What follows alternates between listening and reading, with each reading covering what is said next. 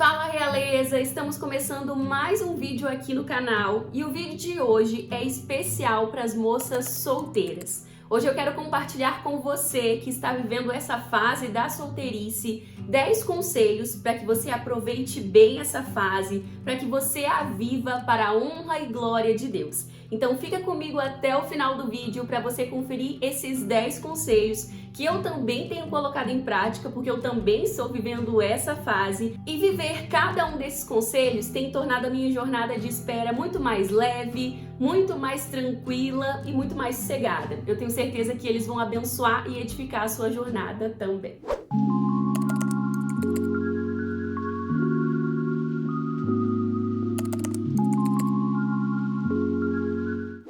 E aí, realeza, espero que este vídeo te encontre bem. Eu sou a Thaís Oliveira, criadora do Princesas Adoradoras Oficial, e hoje eu quero compartilhar com você 10 conselhos para você aproveitar melhor a sua solteirice, para você viver o melhor dessa estação para a honra e glória de Deus. Então fica comigo até o final do vídeo para você conferir cada um desses conselhos, porque com certeza eles vão fazer diferença aí nessa fase da sua vida. O primeiro conselho que eu preciso compartilhar com você é a respeito da concepção de solteirice. Você precisa entender que a solteirice não é um fardo, muito menos um castigo. Pelo contrário, é um presente. A verdade é que essa fase ela é muito preciosa. É muito comum no meio cristão nós vermos as pessoas colocando a fase do casamento e da solteirice numa balança e tendendo a valorizar mais o casamento do que a solteirice, como se estar casado fosse o grande e único objetivo da vida do cristão e como se essa fase fosse mais importante do que a fase da solteirice, né? Do que a fase ali em que você está só. Na verdade, quando nós estudamos sobre esses dois assuntos nas Sagradas Escrituras, nós percebemos que ambas as fases são muito importantes e que Deus tem propósitos específicos para cada uma delas.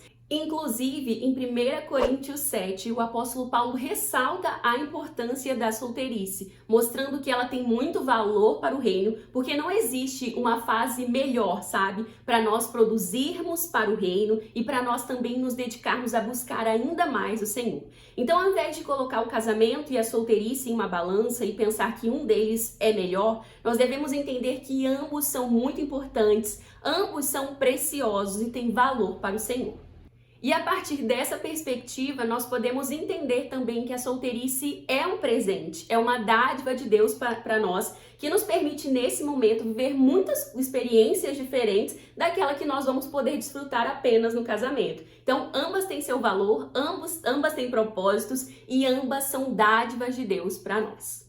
O segundo conselho que eu preciso compartilhar com você hoje, realeza, é que você não transforme o casamento ou o desejo de ser amada em um ídolo no seu coração. Não caia nesse erro. É muito fácil nós cairmos nele, mas nós precisamos estar vigilantes. E quando ele se transforma num ídolo, Thaís? Ídolo é tudo aquilo que governa as nossas vidas, é tudo aquilo que passa a ocupar o centro do nosso coração, um lugar que apenas o Senhor pode ocupar. E na prática, como é que o casamento ou o desejo de sermos amadas pode se tornar um ídolo? Quando nós passamos a só desejar o casamento, só orar sobre o casamento, só ansiar pelo casamento, ele pode se tornar um ídolo. Quando nós também depositamos, sabe, todas as nossas expectativas sobre uma relação, ou mesmo quando nós passamos a acreditar, sabe, que apenas um casamento vai nos trazer verdadeira alegria, verdadeira completude, verdadeira realização e contentamento. Quando nós fazemos isso, nós também estamos idolatrando o casamento. Contudo, a verdade é que casamento nenhum pode nos saciar dessa maneira. Só existe uma pessoa que pode nos completar, nos satisfazer e realmente nos fazer felizes. E esse alguém é Cristo. Apenas no Senhor, sabe, apenas na Trindade, nós podemos realmente encontrar alegria, satisfação e plenitude. E quando nós depositamos esse desejo e essa expectativa em outra pessoa, nós acabamos sobrecarregando uma pessoa tão falha e pequena como nós de um peso que ela não precisa carregar. Durante muito tempo nós carregamos aquela imagem de duas metades da laranja que se encontram, né? Talvez Fábio Júnior tenha um pouco de culpa nisso aí. Mas a verdade é que um casamento não pode dar certo com duas pessoas pela metade. Para um casamento ser bem-sucedido, ele precisa de duas pessoas inteiras. Quando nós depositamos no outro aquilo que nós só podemos encontrar em Cristo, nós acabamos nos frustrando e nos decepcionando. Apenas em Cristo, realeza, nós podemos realmente encontrar alegria, satisfação e contentamento. Então faça dele a sua fonte para essas coisas e tantas outras coisas que são essenciais. Quando nós mudamos esse foco, nós vamos aprendendo que o casamento vai vir para somar e não para nos completar, porque nós já seremos pessoas completas em Cristo. Além disso, uma outra coisa muito importante que nos ajuda a não idolatrar o casamento é entender que nós não fomos criadas apenas para Ele. O Senhor traçou muitos propósitos para a humanidade e o principal deles não é o casamento. É para que nós possamos viver para a honra e glória dele. E nós podemos fazer isso tanto como mulheres solteiras quanto como casadas. Então é importante sim você sonhar com o casamento, você orar por ele caso você já tenha esse desejo, mas não deixe que o anseio por se casar e por ser amada ocupe um lugar que pertence apenas a Deus no seu coraçãozinho. E o meu terceiro conselho é que você faça do Senhor a sua prioridade, o seu primeiro amor. Aproveite a sua solteirice para conhecer o Senhor, para passar tempo com Ele, para buscá-lo, amá-lo e servi-lo com todas as suas forças e energias. É claro que você vai continuar se apaixonando pelo Senhor e conhecendo Ele mais quando estiver casada também. Mas a verdade é que você nunca mais vai ter tanto tempo disponível quanto tem agora na sua solteirice. Aproveite esse momento para estar a sós com Ele, para buscá-lo, para compreender quem Ele é, quais são os propósitos dele para você. Toda essa bagagem de conhecimento e de experiência com Deus vai ser essencial para que você viva outros propósitos que Ele tenha para você também, como o próprio casamento. E o meu próximo conselho é que você aproveite essa fase para se dedicar ao reino ao máximo que puder. Lá em 1 Coríntios 7, o apóstolo Paulo ressalta a importância da solteirice, como eu já falei com você, e ele também fala que não existe outra fase na vida em que nós teremos tanta disponibilidade de tempo para buscar e servir ao Senhor. Porque o casamento traz sua própria cota de responsabilidades, compromissos, obrigações, e ao se casar, nós não seremos mais uma pessoa, né? Seremos duas ali formando um, com novas responsabilidades, novos compromissos, que vai limitar sim a maneira como nós buscamos o Senhor, vai limitar a maneira como nós podemos servi-lo. Isso não significa que durante o casamento o seu ministério acaba e você não busca mais a Deus, pelo contrário, a gente deve continuar. Mas as responsabilidades são diferentes, bem como o tempo que nós vamos ter disponíveis. E agora na solteirice nós temos mais tempo, mais recursos para buscar o Senhor, para priorizá-lo e principalmente para servi-lo. Então aproveite essa fase para descobrir seu dom, seu chamado, para amar e servir as pessoas com a sua força, com a sua energia, com o talento que você tem, com o seu trabalho. Não poupe, sabe, forças nem energias. Sirva ao reino, faça a sua parte e depois que você casar, você pode continuar fazendo, mas vai ter que limitar um pouquinho porque você vai ter novos compromissos e obrigações. Então aproveite essa fase para servir a Deus o máximo que você puder. E o meu quinto conselho é que você não tenha pressa. Tire os olhos do relógio e pare de se comparar. Você já reparou que quando nós estamos esperando e nós ficamos o tempo todo consultando o relógio, ou mesmo quando nós estamos na fila de um banco e ficamos o tempo todo verificando se está mais perto ou não da nossa senha, a espera fica muito pior? A verdade é que a espera realmente fica pior quando a gente fica toda hora checando se a hora passou ou mesmo se o varão já chegou. Pare de ficar se preocupando com o tempo, pare de olhar o relógio. Quanto mais você faz isso, mais ansiosa, desesperada, talvez, e até preocupada você fica. Porque você fica ali sempre se perguntando se tá na hora dele chegar, se aquele rapaz que você conheceu é ele. Isso torna a espera muito pior. E além disso, não se compare. Eu sei que é fácil olhar para o lado e talvez ver aquela amiga que tem a mesma idade que você, ou mesmo que é mais nova, já se casou e você não. Talvez todos os seus colegas da escola, do trabalho já estão formando família, já têm casa, filhos, fazem viagens incríveis todos os anos e você ainda não. Quando a gente faz isso, a gente se compara, é muito ruim, muito prejudicial, porque isso vai gerando no nosso coração frustração, medo, pode gerar também ingratidão e até mesmo inveja, coisas que são pecados e vão gerando várias outras ervas daninhas aqui dentro. Então pare de se comparar, isso machuca você, isso te atrapalha na sua jornada de espera e isso pode te levar a pecar também. E para além desses males, quando a gente fica muito preocupada com o tempo passando e até mesmo se comparando, isso pode nos levar a ter pressa e a fazer escolhas precipitadas. E ao fazer isso, nós podemos acabar escolhendo alguém que não compartilhe os mesmos valores e princípios do que nós podemos escolher alguém que não divide a mesma visão de mundo que a gente, ou mesmo escolher uma pessoa que está bem distante dos planos de Deus para nós. É claro que você não tem que escolher uma pessoa que seja igual a você, mas você tem que escolher alguém que divide os mesmos valores e princípios, que pense, sabe, a respeito de certos temas fundamentais de uma forma parecida, porque senão isso vai dar trabalho depois quando vocês estiverem casados. A verdade é que a gente não pode ter pressa, porque escolher alguém com quem nós vamos nos casar é uma escolha muito séria. Não é como escolher um sapato novo, porque a gente não pode trocar simplesmente. Então a gente precisa fazer essa escolha com prudência, com sabedoria, com calma. Então não deixe a pressa mandar em você, não deixe que a pressa, o medo, ou mesmo a insegurança, ou até mesmo a carência te atrapalhem na hora de fazer a sua escolha. Respira fundo, tira os olhos do relógio e vá com calma, porque isso vai te ajudar a escolher uma pessoa que seja de Deus para você. E o próximo conselho é precioso e muito importante para te ajudar aí na sua jornada.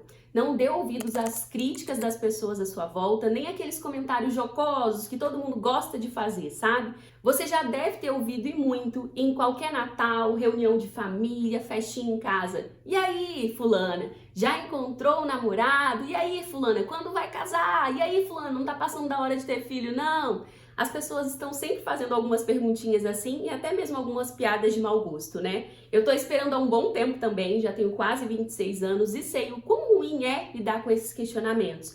E eles podem trazer para nós, sabe, frustração, questionamento, dor, né? Quando a gente deixa que eles encontrem um lugar, um espaço no nosso coração. Mas a verdade é que a gente precisa tapar os ouvidos para esses questionamentos, para essas críticas e não deixar que elas adentrem o nosso coração. A gente precisa se lembrar também que Deus tem um tempo certo de agir na vida de cada um de nós. E muitas vezes, as pessoas que já casaram ou que são mais velhas querem que as coisas aconteçam na nossa vida no mesmo tempo que aconteceram na delas. Mas a verdade é que a Bíblia nos ensina que existe um tempo determinado para cada coisa. E na hora certa vai acontecer para mim e para você também. Então, era muito bom que essas pessoas pudessem evitar fazer esse tipo de comentário. Mas como a gente não pode impedir que elas façam, nós precisamos proteger o nosso coração desse tipo de comentário. Então, quando você ouvir, não deixe que ele adentre o seu coração, não deixe que ele interfira no seu processo de espera. Lembre-se por que você está esperando, por que você depositou a sua vida amorosa nas mãos do Senhor. Lembre-se dos seus propósitos e lembre-se de que o Senhor está com você nesse processo, de que você não está só. E que essa fase pode ter um fim quando você se casar, ou mesmo que você fique solteira para sempre, não tem problema, porque você vai encontrar em Deus, sabe, plenitude, contentamento e alegria. Isso é muito importante da gente ter em mente também. O casamento pode não vir a acontecer. E ao invés disso de nos desesperar, sabe, nos roubar a nossa paz, nós precisamos entender que em Deus nós podemos, e apenas nele, sabe, nós vamos encontrar realmente contentamento, graça, alegria e força para continuar a nossa jornada. E o casamento só vai somar. Então, se ele só vai somar, e se não for da vontade de Deus que ele aconteça para mim, eu preciso estar satisfeita nele, porque eu tenho que ter certeza, sabe, que Deus sabe o que é melhor para mim. Eu sei que é difícil pensar nessa possibilidade de que o casamento pode não vir a acontecer, mas sabia que Deus também tem propósito na solteirice? Na história da igreja, grandes homens e grandes mulheres de fé não viveram o casamento, permaneceram solteiros, porque esta era a vontade de Deus para eles. Um exemplo é o próprio apóstolo Paulo, que escolheu o celibato e o defendeu bastante. Outra pessoa que me inspira muito e que foi solteira até os últimos dias de sua vida foi a Amy Carmichael, que foi uma grande missionária lá na Índia. Então, a gente tem que entender que o casamento vem realmente para somar e não para ser tudo em nossa jornada, sabe? Quando a gente começa a entender isso, a gente aprende a descansar e a confiar em Deus de tal maneira que a gente vai ficar feliz se o casamento não vier e, por incrível que pareça, nós também vamos ficar felizes se o casamento não vier. E para a gente viver essa realidade, total confiança e entrega no Senhor, um outro conselho é muito importante. A gente deve ter em mente que nós não precisamos esperar outra pessoa para ser feliz. A fase da solteirice não é uma fase de castigo, nós não estamos sentadas vendo a vida passar, enquanto todo mundo se diverte, nós não. Pelo contrário, embora nós estejamos confiando a nossa vida amorosa nas mãos de Deus, nós não estamos sentadas esperando. Nós devemos viver nesse período, viver para a honra e glória de Deus. Essa é a fase de você fazer amizades, de você se divertir, de você estudar, de você se profissionalizar, de você descobrir seu dom, seu chamado, seu ministério, de viver. Eu gosto muito da Elizabeth Elliot porque ela fala justamente isso. A solteirice não é um castigo, é um presente. E nessa fase a gente deve viver com o Senhor. Porque se a gente ficar sempre esperando pelo outro, nós não vamos ter memórias nenhumas para compartilhar com ele quando ele chegar. E se ele nunca chegar? Você vai ficar esperando toda a vida uma pessoa chegar para você finalmente sair do seu quarto e tomar um sorvete, ir no cinema sozinha, ir num restaurante, fazer uma viagem, ir na igreja para participar das atividades da igreja? Não, a hora de fazer tudo isso é agora. Viva, seja feliz, crie histórias com Jesus, crie memórias, faça amizades boas, intencionais, relacione-se com a sua família, relacione-se com a sua igreja, com a sua comunidade, enfim, viva. Porque quando a pessoa finalmente chegar, ela vai fazer parte de tudo isso e ela vai compartilhar com você toda a jornada que ela construiu lá também. Isso vai fazer a bagagem de vocês ser ainda mais incrível. Então não fique esperando alguém para você ser feliz ou finalmente começar a viver. Viva agora. A sua realidade é o hoje. E Jesus nos ensinou que nós devemos viver com o hoje, não ficarmos preocupados e ansiosos pelo amanhã. E essa também é uma verdade para a nossa vida amorosa. Viva agora e aproveite a sua mocidade para a honra e glória de Jesus. Esse é um conselho, inclusive, que nós encontramos lá no livro de Eclesiastes, se eu não me engano. Vou deixar a passagem aqui para vocês conferirem depois, direitinho. Nessa passagem, o autor diz que nós devemos aproveitar na nossa juventude o máximo possível, mas que nós devemos vivê-la para a honra e glória do Senhor, entendendo que nós vamos prestar conta dessa fase ao Senhor. Então viva, aproveite sua solteirice, faça tudo aquilo que vai agradar ao Senhor, saiba estabelecer limites, mas viva, sabe? Viva bem, porque isso vai tudo agregar ao seu casamento depois.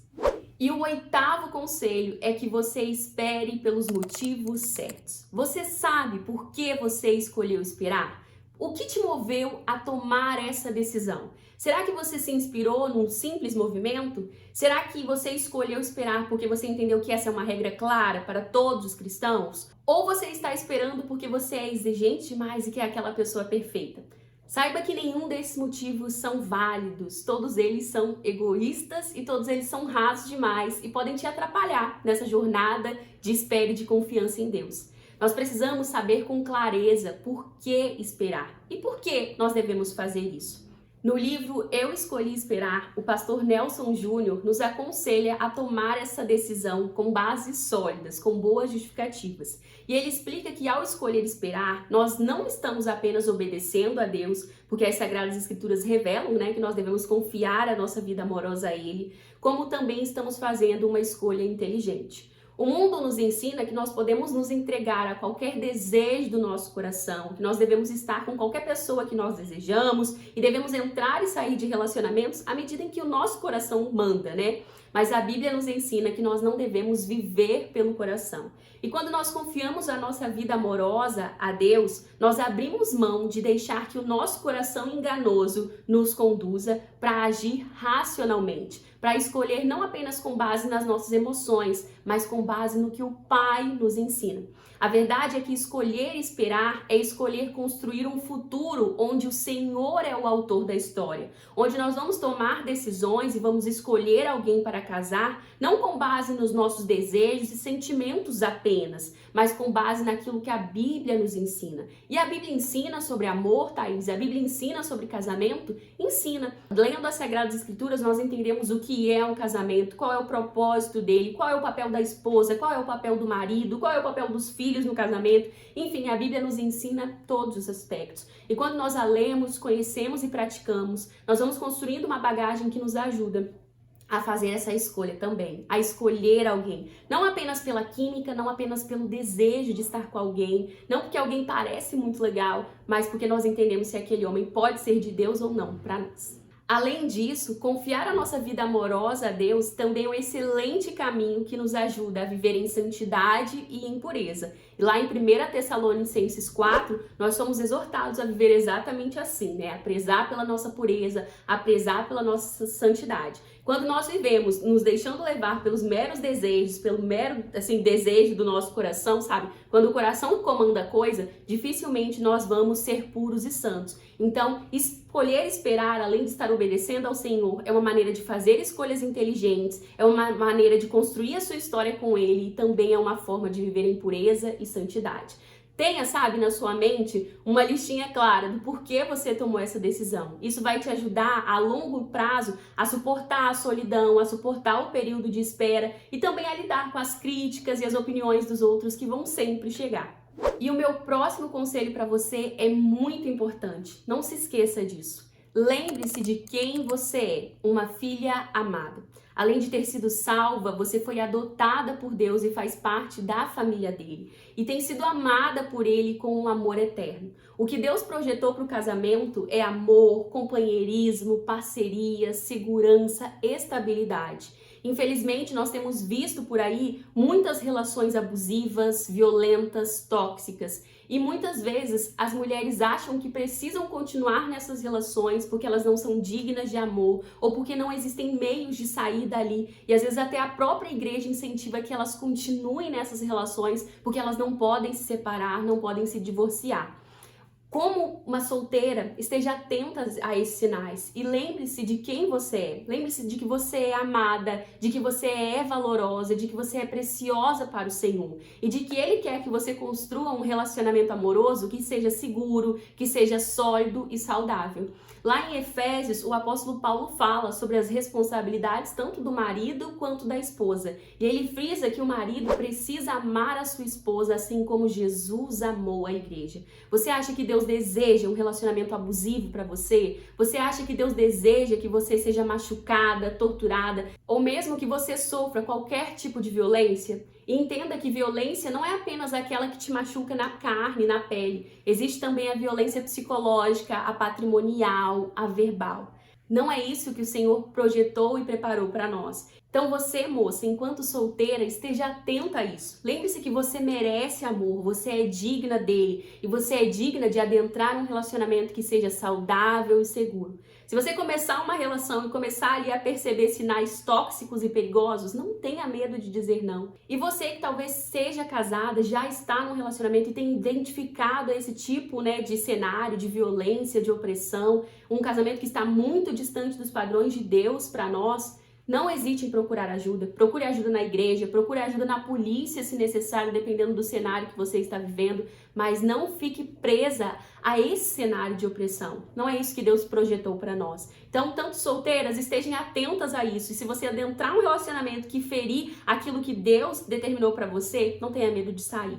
E se por acaso estiver aqui alguma mulher casada, ou mesmo que esteja na fase de namoro ou noivado, que tenha identificado esses sinais, meu conselho para você é que você procure orientação e ajuda, porque não foi esse padrão de relacionamento que Deus preparou para nós. Esse padrão não é saudável, não é bom nem para você espiritualmente. Então, por favor, irmã, procure ajuda, porque você é digna de ser amada, de ser cuidada. E se tiver um irmão também passando por isso, lembre-se que você também é filho, também foi amado com um amor eterno e merece cuidado, companheirismo, respeito. Procurem ajuda o mais rápido possível. E o meu último conselho é que você guarde o seu coração. Proteja o seu coração de relacionamentos sem propósito, de relacionamentos passageiros, de relacionamentos que, ganharam vida apenas com base no seu medo, no seu desespero ou na sua carência. Evite também ficar defraudando outras pessoas, Quando você fica galanteando lá outra pessoa sem intenção nenhuma de namorar com ela, evite isso. Evite também se encontrar nessa situação quando você é defraudada. Proteja o seu coração. A Bíblia diz que ele é enganoso, A gente pode se apaixonar por alguém com muita facilidade, a gente pode se deixar levar pelos nossos desejos com muita facilidade. Então, ele precisa ser protegido para a gente evitar esse tipo de coisa. E ele também precisa ser protegido porque ele é importante e é precioso. Então, não fique entrando em relação que você sabe que é furada, em relação que você sabe que não é o que Deus tem para você, em relações que distorcem os princípios e os valores dele para você. Evite isso, proteja o seu coração para que você não fique carregando marcas, feridas, traumas, sabe, que vão impactar a sua vida depois. A gente não se atenta a isso, né? Mas quando a gente se casa, se nós temos feridas em aberto, traumas não tratados, tudo isso vai afetar o nosso relacionamento depois. Então proteja seu coração agora, guarde ele para o seu bem espiritual, o seu bem emocional, o seu bem-estar físico. E isso também vai fazer bem ao seu futuro parceiro também, porque você vai ter um coração saudável ao chegar naquele casamento, né, naquele relacionamento. Então se proteja o seu coração. E se hoje você tem algum tipo de trauma, algum tipo de dor, não só em relação a relacionamentos amorosos, mas a relacionamentos de pai e mãe, sabe? Traumas e coisas que você viveu durante a sua infância, adolescência, vá tratando isso com Deus também, peça a Ele cura, peça a Ele meios e recursos, sejam médicos, seja com terapeuta, conversando, sabe? Com pessoas sábias à sua volta, para você lidar com toda essa bagagem também, para que você seja uma pessoa curada e restaurada. E para que quando você vier a casar também, você não lance sobre o seu parceiro todos esses traumas e dores que você tem. Para que você não projete sobre ele também coisas que ele não vai ser capaz de lidar sozinho. Então, projete sobre Deus e deixe que ele te ajude a lidar com tudo isso.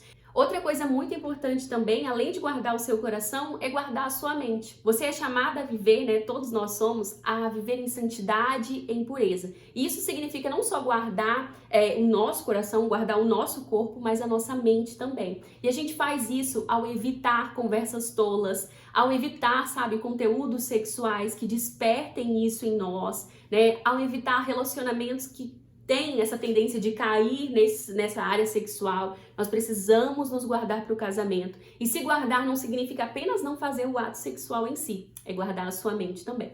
Semana que vem nós vamos falar mais sobre isso num vídeo só sobre pureza e santidade, tá bom?